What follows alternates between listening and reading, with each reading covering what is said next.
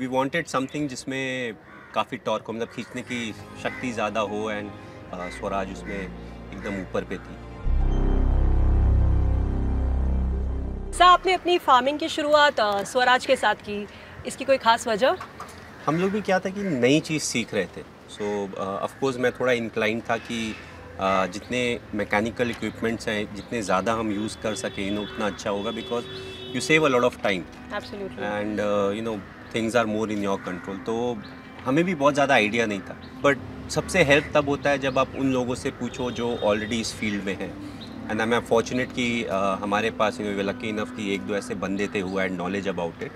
And by the time we decided कि अभी हमें एक ट्रैक्टर लेना ज़रूरी है। सो वी वांटेड समथिंग जिसमें काफ़ी टॉर्क हो, मतलब खींचने की शक्ति ज़्यादा हो। एंड हमारे लैंड में भी क्या था, we had a low lying area also. तो वी हैव अ पॉन्ड के बाद एक नीचे का एरिया जहाँ पे थोड़ा पानी भी थोड़ा जमा रहता था। जी। So we felt we needed a tractor जिसमें काफ़ी पावर हो। Reliability is a big thing, और फ्यूचर में हम लोग ज़्यादा अटैचमेंट्स यूज़ करना चाहते थे क्योंकि उससे फार्मिंग थोड़ी इजी हो जाती है। अच्छा। So we looked at everything and उसके बाद जो रिकमेंडेशंस भी आई तो स्वराज उसमें एकदम ऊपर पे थी। अच्छा। And not to forget, rate बहुत अच्छा मिला था उस समय।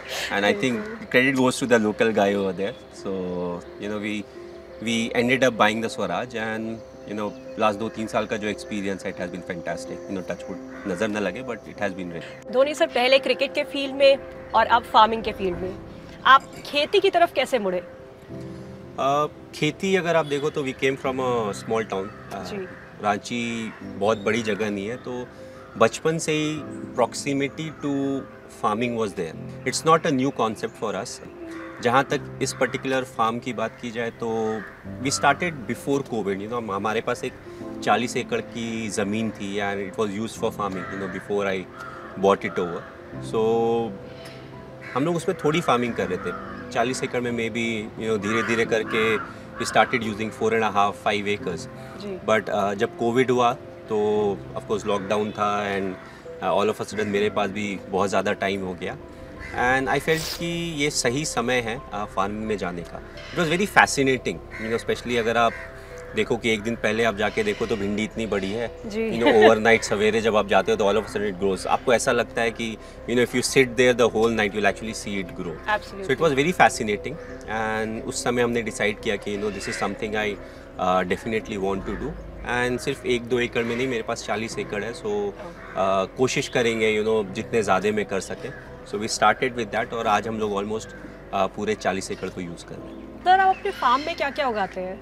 लिस्ट काफ़ी लंबी है क्योंकि ओवर द इयर्स काफ़ी क्रॉप रोटेशन हुए हैं, बट ब्रॉडली अगर बोले तो वाटरमेलन।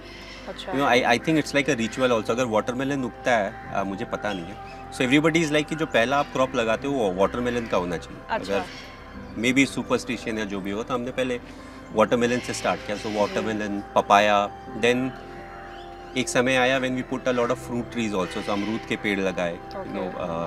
अमरूद के साथ apple pear. So apple pear was this the first time जब उसका फ्रूट बेयरिंग स्टार्ट हुआ।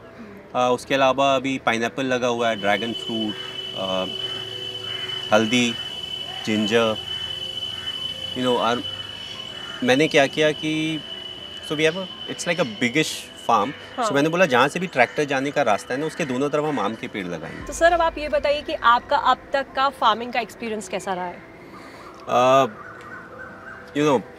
अप्स एंड डाउन्स रहते हैं इन द सेंस। काफ़ी चीज़ें हैं फार्मिंग में जो आपके कंट्रोल में है। काफ़ी चीज़ें हैं जो आप सीखते हैं, समय के साथ आप सीखते हैं। सो आई फील जर्नी बहुत ही अच्छी रही है। I don't think I have mastered it और मैं बहुत ज़्यादा टाइम नहीं दे पाया हूँ, but it has been very interesting. बहुत ही सेटिस्फाइंग है और गलतियों से आप सीखते हैं। Absolutely. एंड जिस तरीके से अगेन रिसर्च चल रहा है कौन सा क्रॉप आप कब लगाना चाहते हैं, फिर सेम पीस ऑफ लैंड में उसके बाद आप क्या लगा सकते हैं, so that the nutrient content remains the same. अगर मैं आपसे पूछूं कि फार्मिंग और क्रिकेट को अगर कंपेयर किया जाए तो दोनों में से क्या टफ है? लाइफ में क्या होता है, हर चीज़ ही टफ होती है। There is nothing that is easy. So cricket भी टफ है, फार्मिंग भी बहुत टफ है। नाउ जब मैंने पास से देखा है तो आई कैन रियलाइज क्रिकेट का प्रेशर बहुत ही अलग प्रेशर है क्योंकि आप अपने देश को रिप्रेजेंट कर रहे हैं तो आप हमेशा चाहोगे कि आप अपना बेस्ट दो। प्रिंसिपली अगर आप देखो तो फार्मिंग भी इट्स ऑल्सो वेरी सिमिलर। सिर्फ ये चीज़ है कि कई बार there are things in your control, there are things which are not in your control. Thank you so much, sir. It was lovely talking to you.